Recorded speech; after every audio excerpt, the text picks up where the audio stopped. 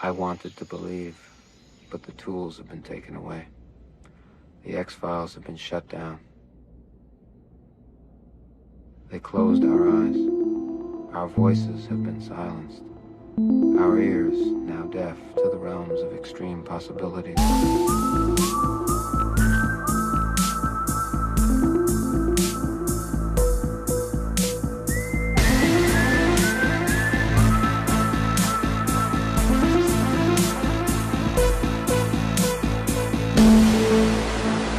Reinstatement of the X-Files must be undeniable. Welcome everybody to the Dark Talk Files, episode 29, Duane Barry. I am your host Dan, and I'm here with my FBI bro, Paul. Paul, how's it going? Hi Dan, it's going well, thank you. How are you? I'm good. We're back on the myth arc. We're back. Yeah. Main story, baby. This is a fucking great episode. I gotta be honest. This is like right up the top for me for the whole thing so far. Yeah, it's so good. I love it. I love a good hostage situation. You know? Not real life ones, but Yeah, I watched the film last night, called Dog Day Afternoon, starring Al Pacino and the guy that plays Fredo Corleone. Have you seen it? Yeah, I've seen it. Yeah, I watched it in the 90s when I was quite young. Really? Yeah, I'd never seen it before, and I thought they were going to be a like a crack team of bank robbers, and it was going to be like Heat, but it is not that at all. No, very progressive film though, wouldn't you say? Yeah, for its time. Yeah, I was really shocked when they. I mean, spoilers if you haven't seen this film from 1975. Actually, no, I'm not going to spoil it, but yeah, it's a very progressive film. Yeah, really enjoyed it actually. Yeah, pretty mad ending as well, isn't it? Yeah, it is. Yeah, you can see where Quentin Tarantino got those everybody kills each other at the end ending from. Oh, I just spoiled it. It's based on a true story as well. Yeah. So Dog Day Afternoon, that reminded me of this episode, Duane Barry, which is it's basically a hostage negotiation situation episode. It originally was supposed to be one episode. It was split up into two because the story that Chris Carter wanted to tell was it was too long. He couldn't fit it all into one episode, so he decided to split it up into two. I think that was a good idea. What about you? Yeah, definitely. It felt like it could be a film. Again, I know we said this before about certain episodes, but just like the runtime and that, so it's like around an hour and a half. If they cut a bit of shit that wouldn't fly in a film, you know, like conversational stuff, and maybe added a bit more action towards the end, like the very end, it could have been a film, and I would have liked it as well, you know, an X-Files film. Yeah. So it was definitely a good choice to expand on the story. I think filling out stories and not cutting corners and not leaving shit out is a really good idea. To just don't rush you get to do that at the TV series, don't you? Like we've said, there are a couple of previous episodes which were Monster of the Week, but they are filling in those little gaps, so you will miss those things if you don't watch the Monster of the Week episodes. You know, the semi-myth arc episodes, we call them, the conduit episodes. Yeah. Well, here's the thing. So because on my most previous rewatches throughout the years, I always skip the Monster of the Week ones unless I'm in a Monster of the Week kind of mood, you know? Yeah. What I didn't realise, what I've only just realised, is that when I watched this part back, I forget that Scully isn't in it as much because she's in the Myth Arc episodes way more, isn't she? You would say. Like, this is like huge to do with Scully. And then I forgot like that in the Monster of the Week episode, she's just in the background due to her like pregnancy and whatever in real life. But it brought it back for me and I remembered, yeah. You're still sad that she's not, the dynamic hasn't returned. I'm getting more used to it. I'm not as affected by it now, I don't think. So let's get on with the episode. So we cold open to the home of Duane Barry, a dude who is having a nice sleep on his bed until he is rudely awoken or awakened. Awakened or awoken? Awakened. Awoken. Awoken. Okay, he's woke. Woken up.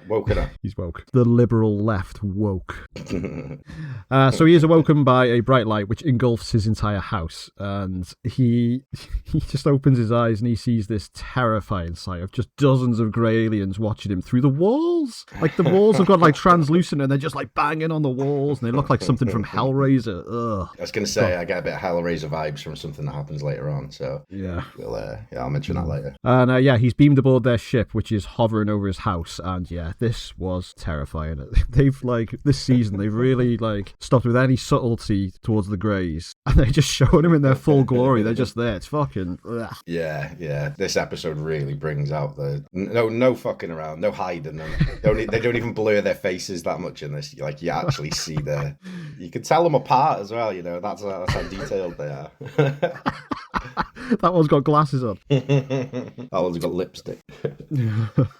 So when the episode begins proper, at some point in the future, Duane Barry is back on Earth. What do you think of Duane Barry for a start? What do you think of the actor that plays him? Steve Railsback. So I actually was going to look him up and look up what he's been in and stuff because I don't think I've recognised him from anything. But he's great in this. Yeah, he's fucking mental. He is just embracing the shit out of this role, and I really like it. He played Ed Gein in the year 2000. Yeah, he just got his history up here. He's in The Devil's Rejects as well. Is it? Who's he in that? It says Sheriff Dwyer, so he could just be a background sheriff. Yeah, it's one of the other sheriffs. He's also in the anomaly of a film, Disturbing Behaviour. I have not seen anomaly that. of a film because it's like the alternate reality version of the what's it called? You know what I mean? Cruel Intentions. No. The poster just looks like something from Cruel Intentions. It does, yeah. But, oh my god! Like recently, words have just been vanishing from my brain, and I just don't understand it. What's the film? The fucking Robert Rodriguez film with the high schoolers and The Faculty. The Faculty. It's the alternate universe version of The Faculty. Because like when I was a kid, I watched Disturbed Behaviour, and I thought me and you were talking about The Faculty. I was like, yeah, I've seen that, yeah. And then I hadn't. It was Disturbed Behaviour I'd seen. I'm gonna check that out. Actually. Anyway, have you really not seen it now? No, I've not seen it. No, I don't think so. Have you seen The Faculty? Then you've seen that film. It's right, okay. it's like the same thing, but it's I like it. It's all right, you know. But yeah, this guy, I thought he was great. Thought he was just giving it his all. I couldn't imagine anybody doing a better job. Yeah, he's quite sympathetic as well because we've seen events from his point of view, and he's like not having a good time with these abductions, and it's fucked his head up. You know, amongst other things that has like damaged his psyche because we find out later has he got a bullet lodged in his brain? He took a bullet to the brain. I don't know if it's still lodged there. I don't recall. Yeah. But like that, like they explain that a bit later on, and that's dodgy as fuck. Anyway, I don't think that's. Yeah. I don't think the official story is the real story. You know. No. Yeah, they kind of gloss over it. Like we're jumping ahead a bit now, but Scully basically says she finds out that Duane Barry, who is a former FBI agent, took a bullet to the head, and these abductions, which we know to be real, she thinks they are paranoid delusions, and she goes to explain this to Mulder later on. But yeah, they gloss over it at the end. They say, yeah, he took a bullet to the head, but there was no gun found. Is that right? So it was during a drug stakeout in a forest, which is a weird place to have a drug stakeout. He shot himself in the head with his own gun and was found like alone in a forest or something like that. So like that's just definitely not what happened. He was probably abducted then and there, and then he had one of the implants put in, I think, and it resembled a bullet, or they just covered it up straight away and said that. I was going to say, who were his partners in the FBI? Agent Cooper and Wyndham Earl? Is that like... Fucking hell. Yeah, so Duane Barry is now institutionalized, and he has been refusing to take his medication. So the doc wants to inject Duane with dope, but Duane decides, fuck that, and stages an escape attempt, stealing a gun from the guard and taking the doc hostage with him as he escapes. I was like, you know, good for you. I've got some real Jack Nicholson vibes in this from One Flew Over the... I was like, oh, get out of there, Duane. One Flew Over the Cuckoo's Nest. This doctor, though, I sent you a picture of him like last night from when I was watching it. I was like, he reminds me so much of that lad we went to school with. It's like his face is so... Like, that's only funny to me and you because we know what we're talking about. But spitting image of him. Yeah. What do you think of Duane Barry always referring to himself in the third person with his full name? I like it. I gotta be honest. I usually wouldn't. I don't think, but it just adds a weird mentalness to it. I think. Have you ever met anybody in real life that refers to themselves in the third person? No. I did. Why have once. you? Yeah, once. Right. We were in high school, and I was about 16, and we had an interview with this guidance counsellor, and she was telling us what we, talk about what future career we wanted, etc., etc. And her name was Val, right? It was like, you've got to meet meeting with Val such and such. And I was like, yeah, okay. And then as we were talking, she was like, yes. And then Val will send you the forms and Val will get in touch with you and all that. And I was like, but aren't you Val? I didn't say that. But then she just kept like flitting between the two. So I don't know if she was talking about herself and somebody else called Val, but I was just like, that's fucking weird. This is a weird way to speak. How old were you? 15. Teenager, 15. yeah. Do you know what? So for me, that would remind me of like how people speak to kids and refer to themselves by their own name to create that kind of to create like I sometimes have to do it in my job, but that's for different sort of reasons. Yeah. I mean, yeah. I was 15. I think I could understand the concept of her saying I and me and we. You know, I think it's a psychological thing. Like if she says her name over and over again, you're going to be like Val, like subliminally putting her name into your head. So that well, no, I am 25 years later and I still remember. What? Sorry, what? Don't have a wank over her. So you go home and have a wank over. Oh. But yeah, 25 years later, you're still talking about Val. Fucking hell, yeah, it worked. What did she actually give you? What was the about? She basically said, you have no future. Just you're gonna do shit in all your exams, and she was right about that as well. So all those dead important exams. If there are any listeners who are pre-fucking GCSEs, right? They don't matter. You will never need them for anything, and you can just lie on your CV for the rest of your life, right? There you go. Don't worry so much. Because I remember the pressure they put on us in school to do well in your fucking exams, and it didn't matter at all, right? So time to just fuck off. Yeah. I mean, it would have helped Good if we had some good teachers. We had a couple, but yeah, most of them were shit. A couple of them turned out to be pedos as well, so... Oh, God. Anyway, moving on. Anyway. Okay, so Krychek goes to pick up Mulder, who is having a swim, and I've got new Mulder outfit alert. Red swimming trunks, baby. Oh, yeah. And he comes with the green and white stripy towel accessory as well. Because he dries that shit. He's like drying his face and his hair, and then like he scuffles up his hair with the towel, and he's got like the most like Avenged Sevenfold looking hairstyle. It's all flat on the front with spikes at the back, and it's just like, Mulder. I really didn't expect him to get out of that pool wearing the tightest little red fucking hot plate. He looks like he should be on Baywatch. I know. He might as well have had nothing on.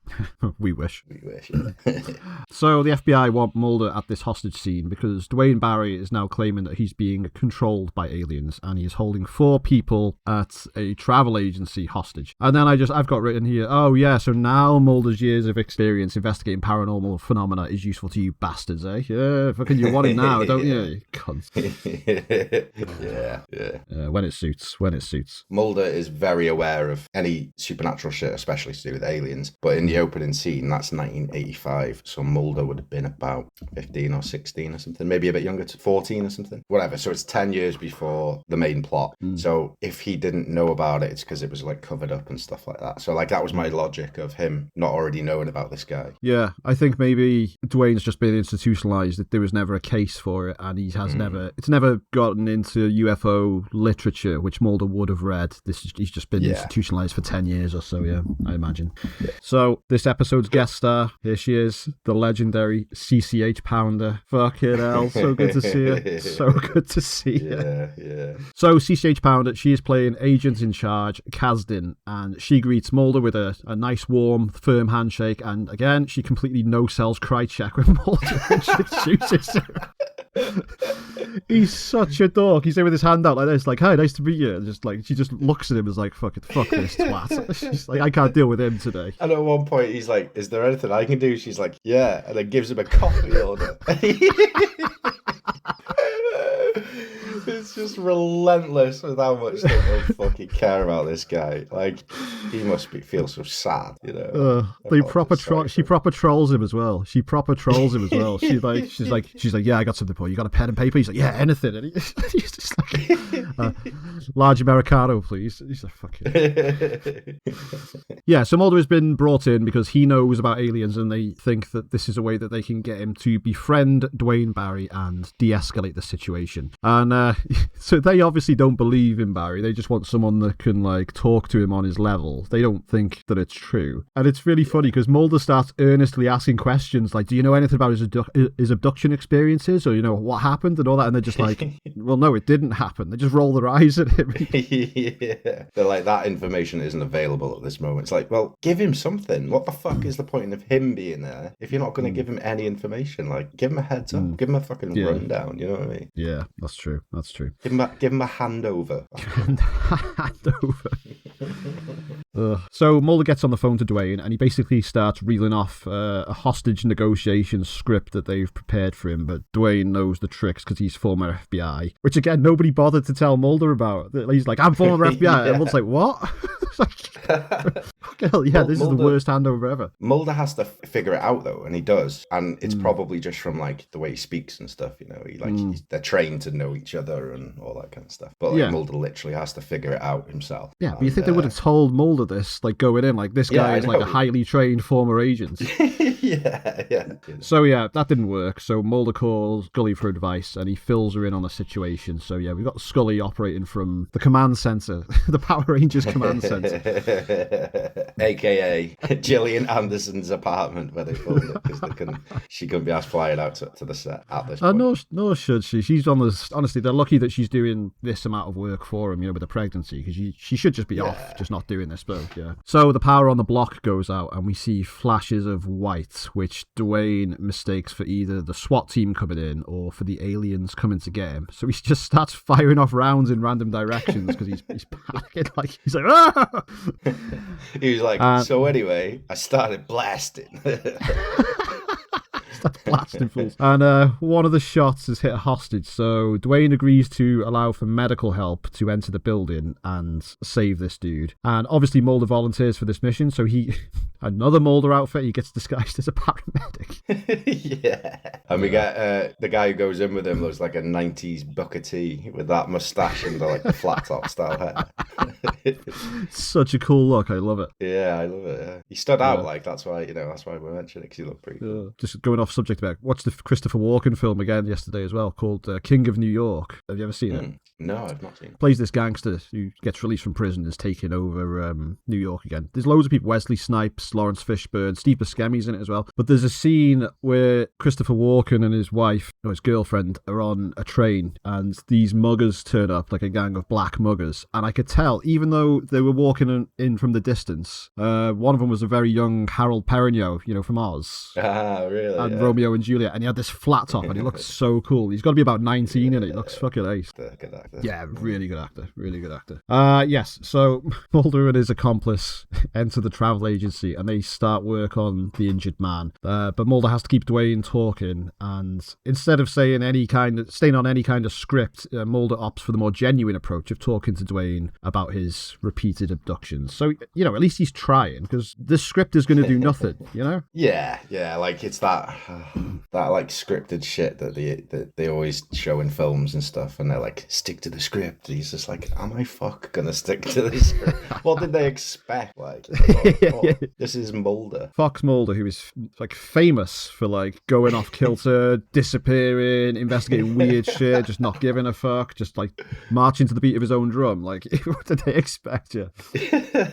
And we, like, in this episode and the next, we get like so much Mulder going off script and just doing his own thing, and I'm all here for it. It's fucking it's great. I love it. Yeah, I love that rogue agent trope that we've had in a couple of these episodes. So Agent Kasdan is getting very annoyed with Mulder and starts telling him off for feeding into Duane Barry's psychosis. But Mulder is able to get Duane to at least release the shooting victim by trading himself. So they let the dude who's been shot go. Mulder stays there, which that's something Mulder would do. He's all about saving the innocent. Yeah, of course. Yeah, he's always willing to risk his life for other people, like without even thinking about it.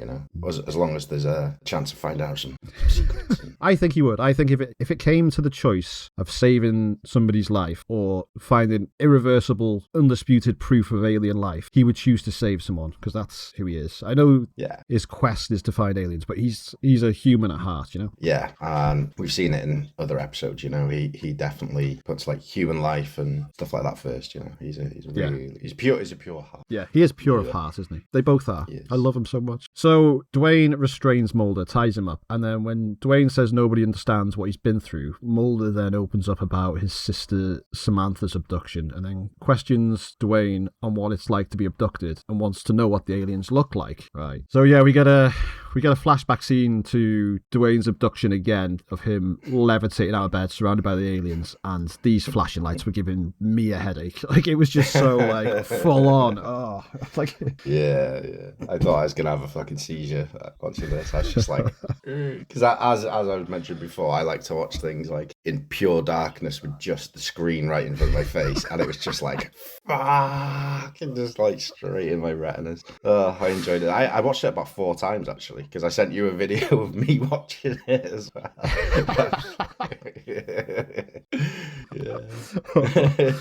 Oh god. So yeah, Duane explains that the aliens experimented on him and they even drilled holes in his teeth. We see him like going onto the ship, and we see like the aliens doing this with some kind of laser machine, and it's just the ship just looks like this. Is this what you were going to say reminded you of Hellraiser? Yeah. It's just like some sort of Hellraiser fucking torture shit. Freaking lasers. It also very much reminded me of Fire in the Sky as well. Yeah, like very Hellraiser-y. If you exchange those aliens for Cenobites, then yeah, it could be Hellraiser, you know. And that like they don't need to keep him awake for this shit, you know. They're like, I know, like shooting a laser beam into his fucking gums, and like, we have the technology to put people asleep with this shit, you know. They should have the technology. And what could they possibly be learning from him? You know, they've, in the lore of the X-Files, the aliens have been, we'll discover as we go, the aliens have been there since like the Roswell crash in the 40s. And this is like 40 years later. And these aliens are perceived, that these aliens are presented as godlike entities. Like there's nothing that they can't do. So what are they getting from just drilling into Duane Barry's teeth? Like what are they going to find out? Well, I like to think of it like this. So they're probably doing these experiments worldwide, right? So at some point they're going to need like an everyman. I mean, before he was sacked from the FBI, he was possibly quite an important dude. So you know, they probably know the outcome of doing this. So he's going to become just like a normal dude who's just, you know, going to the shop, going home, feeding his dog, playing with his good boy, and then not his dick. So they're probably just because he's got a dog and he's got a nice dog. So yeah, they maybe they just want to see his way of life and see, like, they're just covering all aspects of human life that they want to fucking research and all that. That's what I think. Then you've got the whole thing of like, if aliens are real and they come to Earth, why do they always abduct like rednecks and shit? And like the only stories you ever hear from like fucking hillbillies and like rednecks in the US who are just like, yeah. Yeah, that's true. Maybe the aliens are like a high school, like an alien high school, and they're just like experimenting on frogs, you know, just going for like, do you know what I mean? Maybe that's what it is. They're teaching the young ones. Yeah, absolutely. Now you mention it, they are like godlike entities. So like, they're like dissecting frogs, you know. That's it, Dan. That's it. Yeah. I think the real answer is they hadn't quite worked out where they were going with the alien story yet, so they just wanted to show a load of cool alien shit. So because the mythology of the series changes a lot over the coming seasons. Like there's lots of retcons and all kinds of mad shit. So this entire episode is basically one big horror movie featuring Duane getting tortured. It's just like, it's quite disturbing. It's a really dark episode. Yeah. See, like, I know we've spoken about it before, you know, like this kind of stuff is way freakier to me than like serial killers and, you know, supernatural killers like Jason and that. Aliens have always fucking done something to my brain watching stuff like this, you know, probably from watching this when I was a kid. I was going to say, this is like, what's that thing called where you face your fears? Is it immersion therapy? Oh, right, yeah. We're taking you back to like face your fears. That's why every time I come to your house, I bring spiders with me and just release them into your house. You fucking better not. Because you need it. You need that therapy. Do I fuck? I did, speaking of immersion therapy, face your fears therapy, I am no longer terrified of flying. Oh, okay. Yeah, so last time I went to Berlin over Christmas, and I was fine on the flight out and I was fine on the flight back. There was no no issue. Nice. I don't even acknowledge that I'm flying when I do. I just like get straight on my phone for a film I've downloaded. Headphones in. I'm like, yeah, let's do this shit. And then I'm just like, But yeah, exposure therapy is exposure therapy. That's probably what it is. Yeah, it's a real thing though. It works. Yeah, well, I ain't doing that for spiders. Fuck that. Yeah, right. So Mulder asks Duane Barry if there are any children abductees, and Duane says he has seen children there, and they are also experimented on, and they are all in great pain. And Mulder looks heartbroken. This is the last thing that he needed to hear. Yeah. Like, fucking. Terrible. Duane Barry also tells Mulder that he's seen government agents at his abductions, and the government knows what's going on. And we get a quick flashback to two of the men in black, like watching Duane Barry being abducted, which I thought was spooky as hell. Like, it was fucking creepy. Yeah. Absolutely they just creepy as fuck. Yeah, they're just watching and then they like just walk away. Fucking sent chills down me, that did. So yeah, we mentioned this before. Scully arrives at the scene with information about Duane Barry, and she tells everyone that Duane is crazy, which I think everyone has pretty much figured out. Scully, like, he's crazy. What, you mean the man who's banging on about aliens and holding a travel agent hostage with a gun is crazy? Thank you, Scully. No, she's like, Mulder doesn't realise he's completely insane. And it's like, yeah, that's why this is such a dangerous situation. He's been incarcerated for 10 years. Like, of course he is. She also reveals that Duane Barry is secretly a mountain lion in a man costume.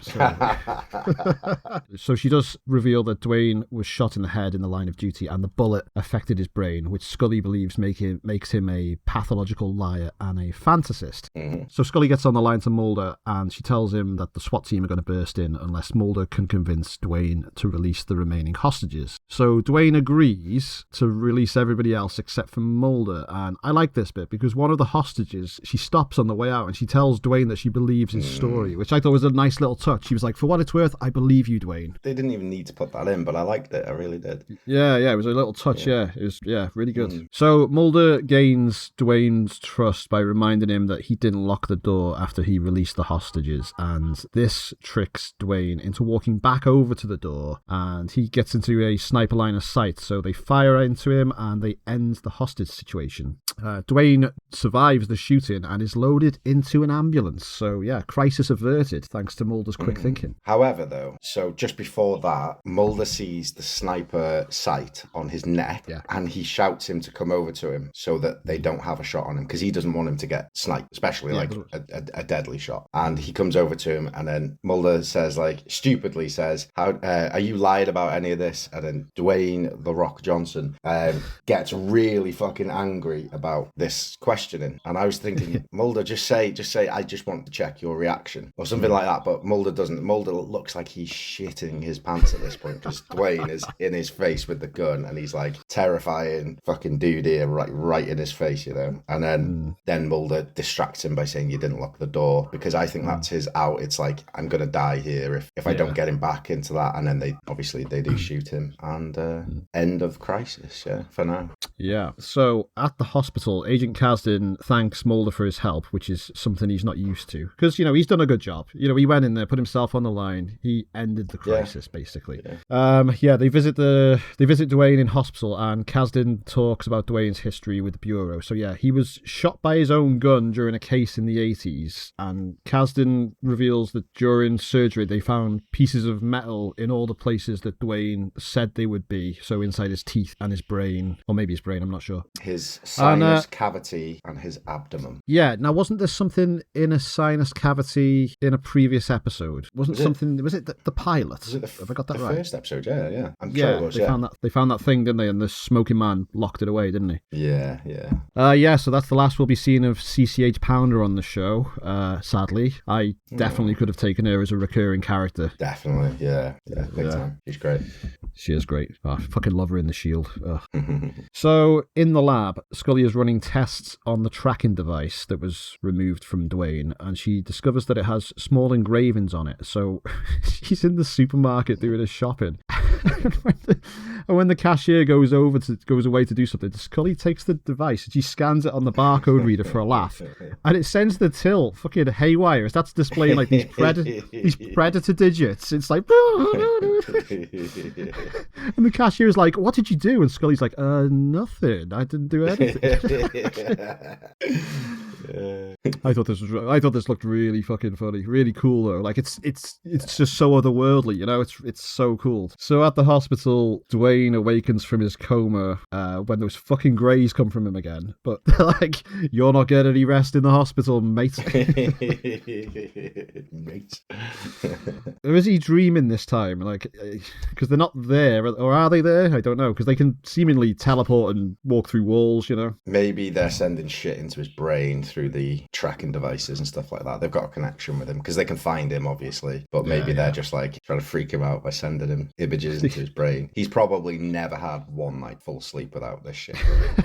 Whether it's dreams or them fucking with him. So, yeah. No wonder he's so stressed out. Yeah. So he clocks the guard with a fire extinguisher and escapes from the hospital into the storm. So he's once again at large. So Scully calls Mulder and she leaves an answer phone message. She explains about the barcode incident in the shop. And while she's doing this, Duane has somehow, which we'll talk about in a bit, managed to find Scully's house and breaks in and kidnaps her. So the episode ends with a struggle between Scully and Duane Barry, and Scully screaming for Mulder's help.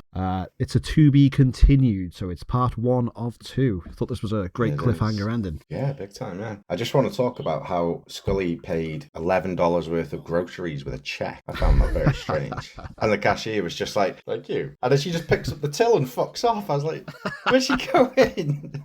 it's not the end of your shift. What's happening? But yeah, paying with a check. I think that was a big thing back in the 90s. I remember when I first started my first retail job, which was about 2004, and people were still paying with checks. They would hand me a check and I would have to stamp it and like put it in the till. So they were still a thing. It didn't happen very often. So how did Duane and Barry find where Scully lives? Well, do you want me to tell you now, or do you want to wait till the next episode where the episode tells us? It's up to you. What should we do? All right. Well, fuck it. Let's go into it. So because she has got this tracking device, which was removed from his abdomen, he knows where she is because of this, apparently. But also, the aliens are telling him where to go as well, I think. Yeah. Both of those things, without telling you which one it exactly is, I think. Okay, yeah. I never thought about the aliens wanting to take Scully, but we find out later in the next episode that might be a possibility. So I was just going with the possibility that the tracking device had been removed, and Duane was like homing in on it, and it didn't matter who it was with, it just happened to be in Scully's possession. That's what I gained from this cliffhanger. Yeah, fair. In the next episode, it does explain a little bit more about his idea of why he's kidnapping a person. And yeah.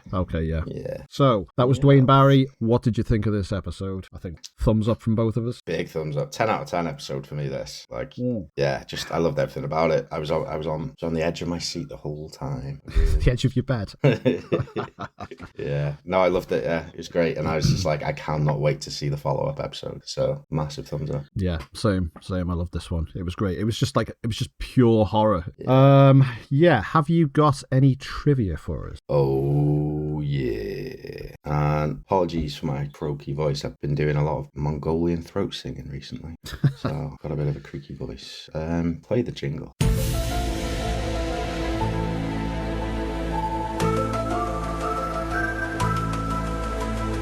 In the supermarket scene, Agent Scully buys pickles and ice cream. This is an in-joke as Gillian Anderson was pregnant at the time.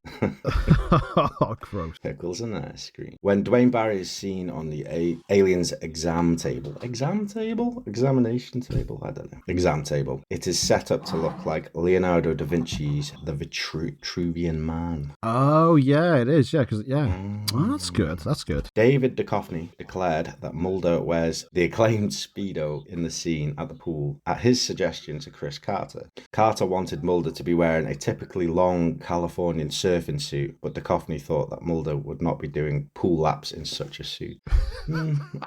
So David Duchovny just wanted to get his sexy body out. That's what I reckon. I think he wanted to be nude originally, but they managed to talk him up to wearing at least trunks. The tiniest trunks available. This is Chris Carter's directorial debut. Chris Carter wrote the episode Duane Barry specifically for Steve Railsback. Yeah, Really? yeah. Yeah, I can imagine he didn't have a lot of direction in this. I think a lot of it was him just being crazy. Yeah, it's cool. Yeah, like I don't think you could direct him. He's going so fast, and he's just like he's so manic the whole time. Yes, and he's constantly on the go. It's like there's no rest.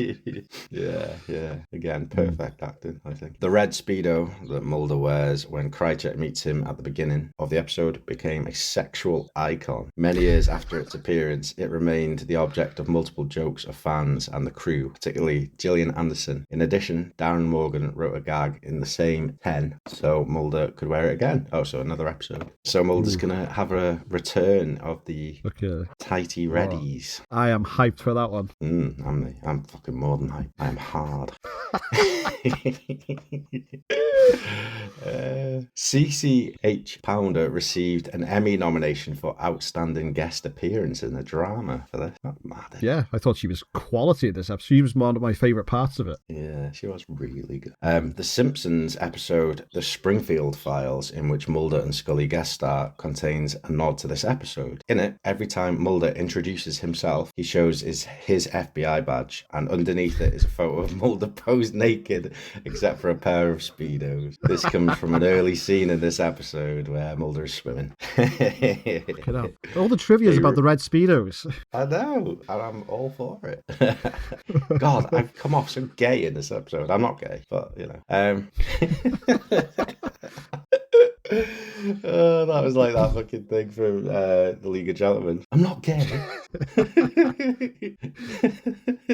The number Mulder asks to keep in touch with Duane, 555-2804, is the same cited in Season 1, Episode 2. At the supermarket checkout, the cost of the items bought by Scully is $11.14. Each number opposite of the decimal is one more than the recurring 1013 What is...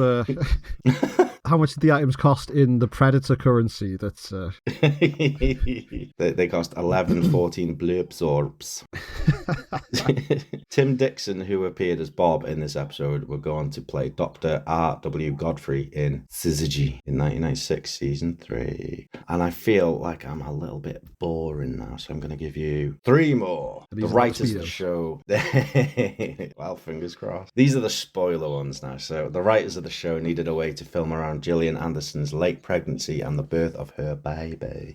So they wrote her disappearance into the show. This is the beginning of that story arc. Yes, it is. The first episode to end with "to be continued." And finally, Kasdan said that Barry had tiny drill holes in his left and right rear molars. All molars are rear teeth. Great. 2 people found that helpful and 4 people hated it. So there you go. Well, I was always taught that you had your molars, which were right at the back, and then you had your premolars, which are a bit further to the front of your mouth. So, I mean, maybe that's what she means. And then you have your premolars, which are your front teeth. Your canines. Which are your sharp teeth. Other teeth. Your Dracula teeth. Yeah. Blair. Well, thank you for that trivia, Paul. So, no spooky story this week. We're going to save it for the second part of this story. We're going to save it for the next episode. So, we will see you in 5 days' time instead of the usual 10, because we just can't wait to release the next episode. So, we will see you in 5 days' time for Ascension, because we just couldn't wait to release the episode, because it's with it being a 2-parter, and I am a big fan of the episode Ascension. It's one of my again, another one of my childhood memories, this next episode. Yeah, same. Thank you everybody for listening. Goodbye and good night.